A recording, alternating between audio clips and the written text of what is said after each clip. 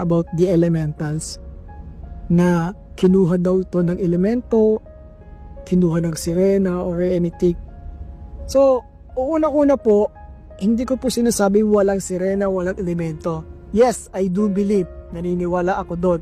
Pero, ang isang tao bago po kuhanin ng mga elemento ay nagkakaroon muna ng prior connection doon sa taong kukuhanin.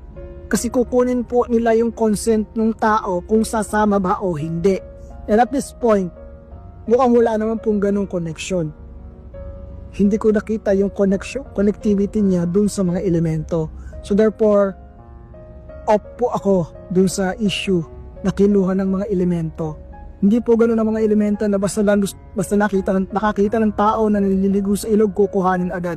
Hindi po gano'n, walang basis kasi hindi siya ang elementals po, bago ka kuhanin, unang-una aalamin nila capable ka ba na makatira sa kanilang dimensyon.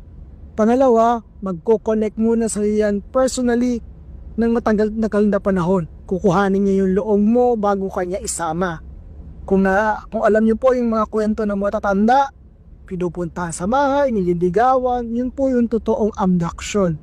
Pero at this point, wala pong gano'n. Then power play, wala rin po kasi wala pong emotions ng anger.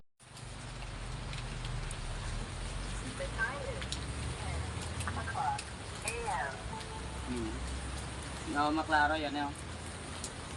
Reyna ata to. Ngayon kanto. Mahaba na may kuan ba? Mahaba tapos merong mahaba yung buhok at saka yung kuan niya. Merong bilo ba parang kapa yan, parang may kapa yan, malakas to. Subukan natin. Pakainin mo na yung medyo. Kahit tunti lang. Pero sa pula? Umalis yung kaluluwa yun mamaya. Nagbaba doon sa baba. Wait, what's up? Ha? Pagtawas natin. Pero ipanawag natin yung kanyang kaluluwa. Kung andito pa siya o wala na. Kasi ilang araw na. Kaya malamang po siya, kalansay. Kasi nakikita natin sa tawas natin ay kalansay na. Kaya umpisa natin yung kanyang pagdasal sa kanya. Para makita na po yung kanyang bangkay. O kahit man lang yung katawan.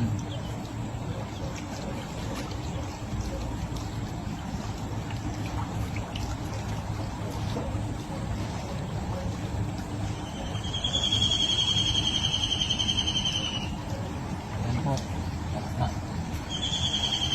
Ayan po. Yan po ang sinyalis ng ibon. Ibig sabihin, may tagabantay. Ayan, may tagbantay. Matayo yung balahibo ko.